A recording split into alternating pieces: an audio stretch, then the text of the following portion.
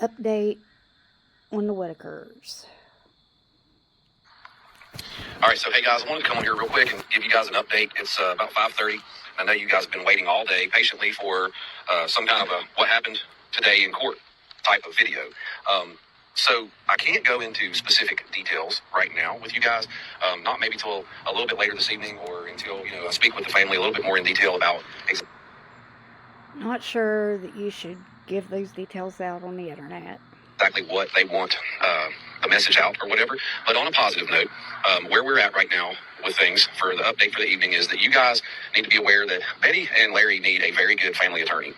And we need Do not send anybody money for an attorney. They qualify for legal aid.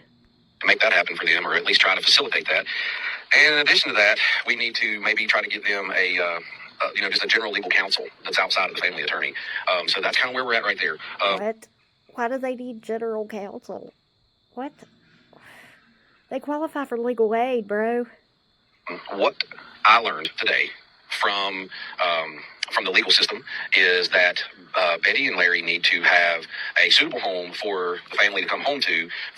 So they're not going to be coming home because nobody's going to buy them a house. Nobody's going to buy them a mobile home. The courts and the state to release them back into Betty's, guardianship, care, custody, control. In that light is that Betty was not their guardian. she needs to have a home that's suitable. And, I made a video about 10 minutes ago, and then I thought about it, and I deleted it because I said the house has to be ADA compliant. And the first two comments, you guys were already tearing that apart. If you guys notice, everybody in that family is on a cane. Ray's not necessarily on a cane, but Ray has some serious issues with his knees. And Lorraine's on a cane, Betty's on a cane. I'm not really sure about Larry.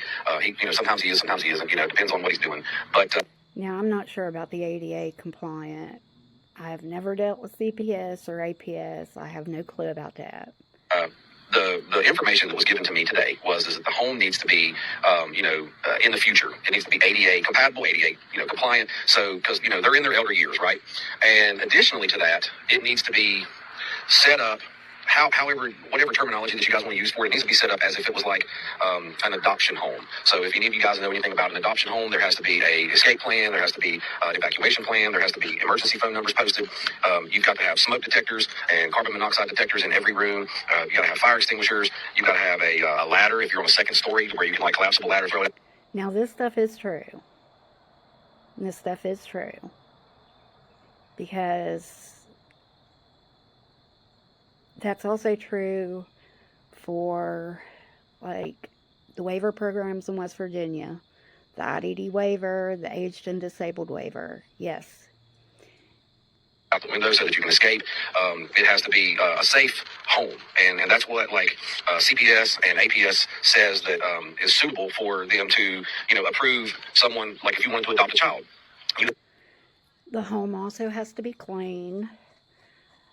The bedrooms have got to have doors and be able to lock, even though the protected person, you may be worried about them locking themselves in the room. The doors still have to lock. Have to have a home that's suitable for that.